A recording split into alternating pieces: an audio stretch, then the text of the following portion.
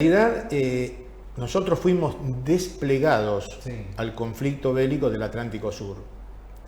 Desplegados significa que estuvimos en la zona del conflicto, específicamente lo que se llamó TOAS, que era el Teatro de Operaciones del Atlántico Sur, y nuestro lugar de asentamiento fue Comandante Luis Piedrabuena, toda la franja hasta Puerto Santa Cruz, Puerto San Julián y eventualmente en ese trayecto hasta Río Gallegos. Yo menciono Río Gallegos puntualmente porque algunos de los soldados que tuvieron descompensaciones o tuvieron algún problema estando desplegados en Comandante Piedrabuena y que no se podían resolver la problemática médica en ese lugar, digamos, eran trasladados a Río Gallegos y de ahí volaban a Campo de Mayo.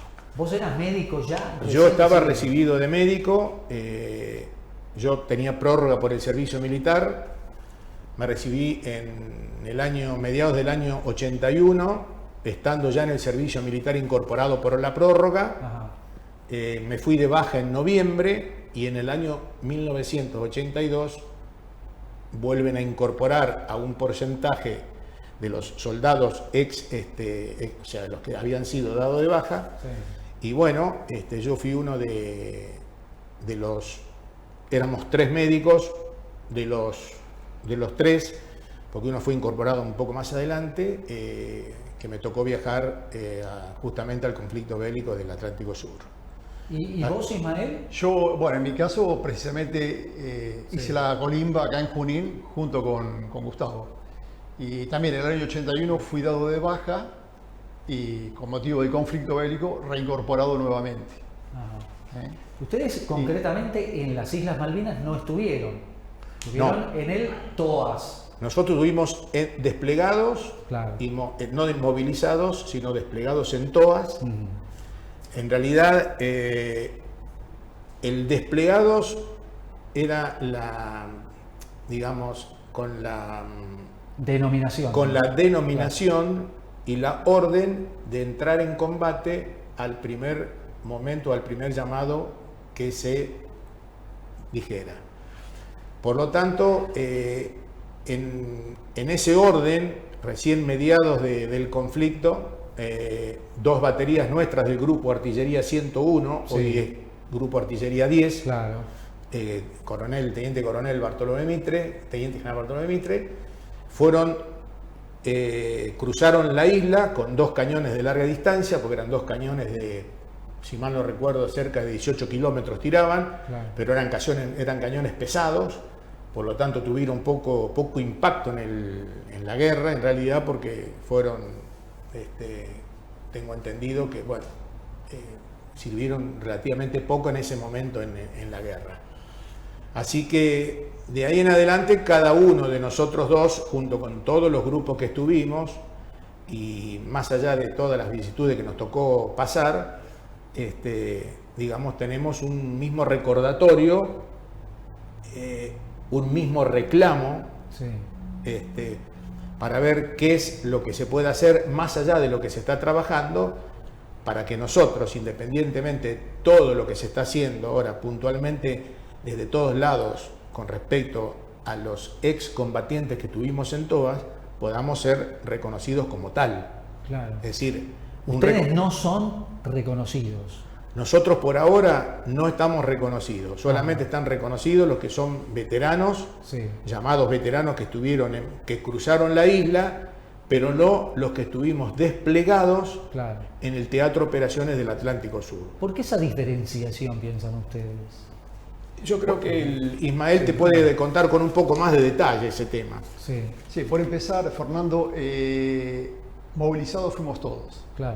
En este caso, con respecto a nosotros, es un término peyorativo para diferenciarse.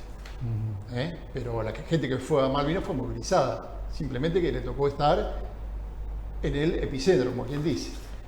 En realidad nosotros fuimos... porque no se extendió más la guerra también, ¿no? Tal cual. Pero hay cosas que la gente se está enterando ahora a raíz, bueno, de nuestro reclamo y de nuestra lucha.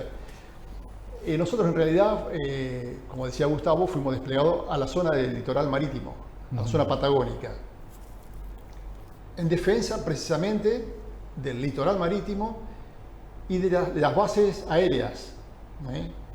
Fuimos el escalafón más importante, el apoyo logístico hacia las islas. Claro. Todo el apoyo logístico que tuvo las islas estuvo dado desde la zona patagónica. De hecho, cuando se inicia la guerra ese mismo, el bautismo de fuego, el 1 de mayo, la flota de mar fue retirada. Su nave insignia, que es el portaaviones, que cumple una función importante en un conflicto marítimo, como en este caso, fueron reemplazadas por las 6 bases que estaban en el continente. Ajá. Lo que la gente no sabe es que todos los ataques a la flota enemiga partieron desde la Patagonia. Claro. Todos los ataques que hicieron daño, hundieron o averiaron a la flota enemiga partieron desde el continente. Porque hay que recordar que Argentina tenía un portaaviones el Exacto. 25 de mayo, que ya no existe El más. 25 de Exacto. mayo. Claro. Bueno, ahí fue una decisión que tomó el almirantazgo, como era lo único que tenía, no quería ponerlo en riesgo. Claro. Obviamente que hay que recordar que estábamos luchando contra una potencia mundial amparada dentro de la OTAN, que bueno, hoy con el conflicto bélico que está ocurriendo en Sí, obvio. Rusia y Ucrania sabemos lo que significa eso, ¿no? Fuerzas desiguales. Y así que en el caso nuestro, David y Goliat. Así que bueno, como te decía, Ustedes estaban haciendo, vamos a ponerlo en palabras simples, ustedes estaban haciendo de portaaviones. no, El nosotros continente era el portaaviones. Correcto, las 6 bases cumplían Claro. la función y lo nuestro era proteger precisamente esas 6 Claro. bases. Porque ¿qué ocurrió? Cuando empiezan las acciones bélicas, hay un muy buen accionar, y eso a nadie le cabe la menor duda, el desempeño que realizó la Fuerza Aérea, el valor de los pilotos argentinos, ¿no? Entonces, el propósito del enemigo era atacar el continente para neutralizar esos ataques. Y de hecho ocurrió, cosa que la gente no sabe. ¿Por qué no lo sabe? Porque la gente escucha la historia oficial. Claro. Y nosotros somos la historia oculta del conflicto del Atlántico Sur, no de Malvinas, muchas veces. Claro. Y esto ya se ha presentado a través de leyes en el Congreso. ¿Cómo es? Sí, hay ya hay proyecto Sí. hay un Una proyecto de plaza. ley que fue a la Honorable Cámara de Diputados, que se está tratando, que es la 0505. 0505, ¿no? Sí, ahora fue reemplazado porque ahora es el 0813, barra 23. 0813 Barra 23. barra 23. Eso quiere decir del año... Exacto. Del año actual. Digamos, hay más de 70 diputados de distintos bloques, Sí. creo que es un poco más, que están apoyando este reclamo, incluyendo 7 u 8 que están en la Comisión de Defensa, que también apoyan. Pero en el reconto, viendo para atrás, está en el año 2015, Cristina Fernández, Sí. en realidad da para que se abriera este debate en la Honorable Cámara de Diputados, y esto entre luces y medianoche quedó medio oculto y, digamos, pasó desapercibido y no se volvió a reabrir nunca y quedó ahí latente. La realidad es que tanto desde ese lado como Canciller Fournier y tantos otros diputados, digamos, están apoyando este reclamo, que yo creo que es válido y aparte es sólido, porque nosotros lo respaldamos con la solidez necesaria, que merece, digamos, un reclamo de esta característica, porque hay un movimiento muy importante a nivel país de esto.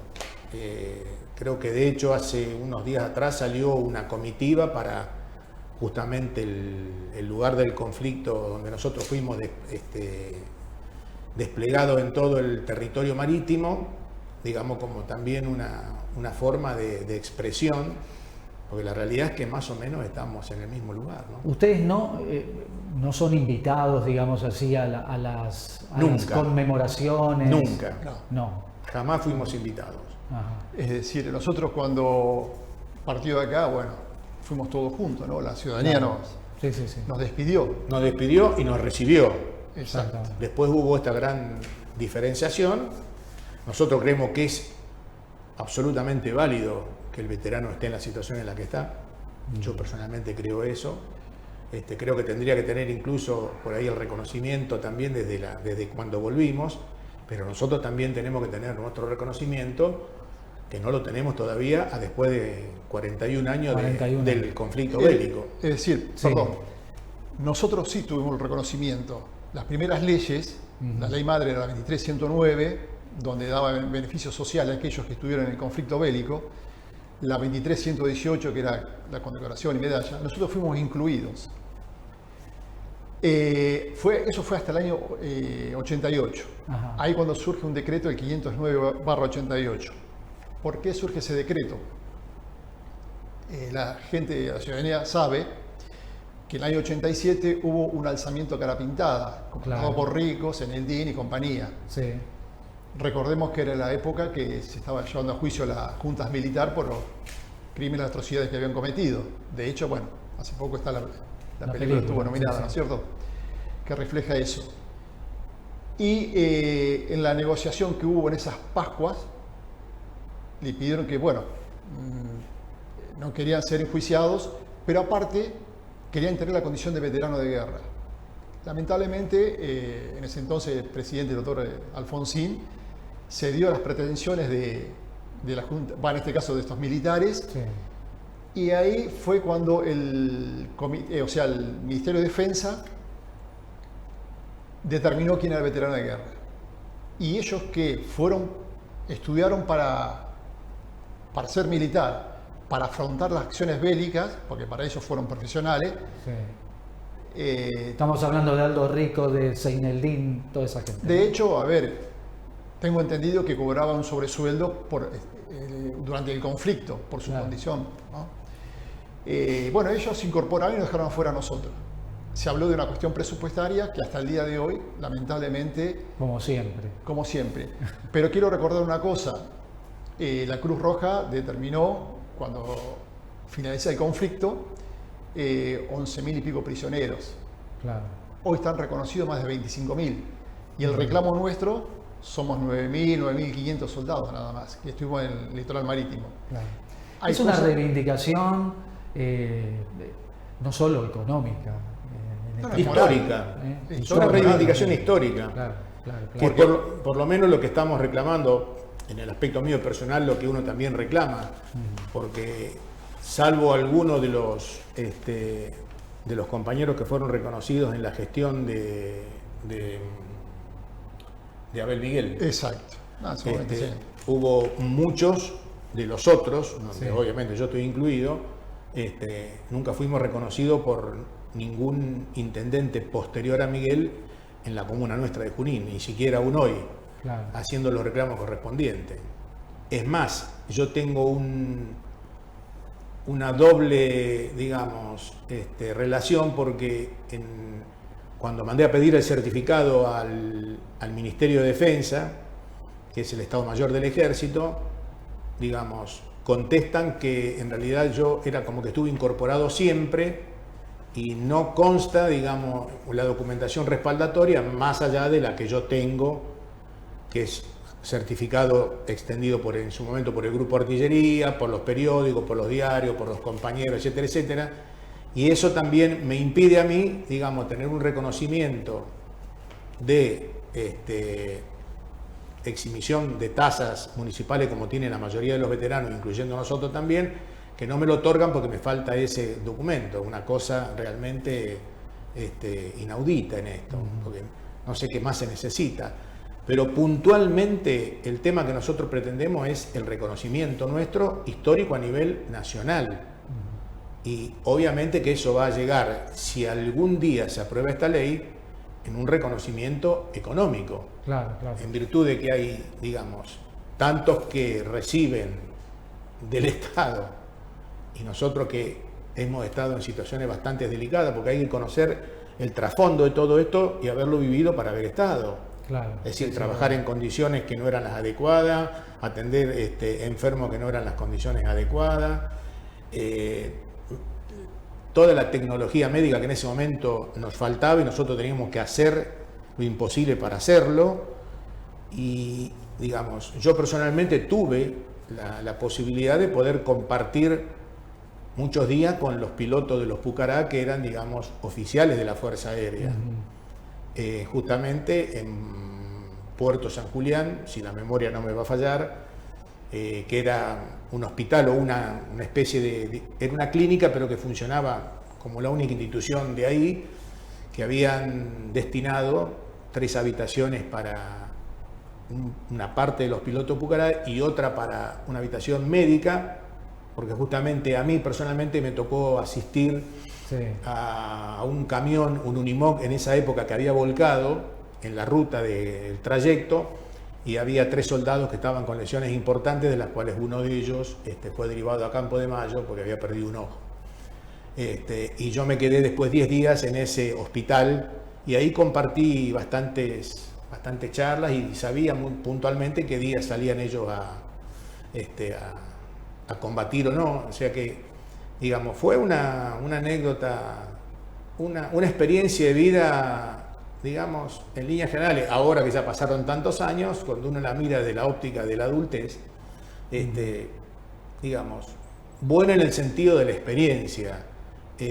Traumática. La volverías a hacer, y si no hubiera más, digamos, ninguna otra situación, literalmente no sé cuál sería la opinión en ese momento si me volvieran a preguntar.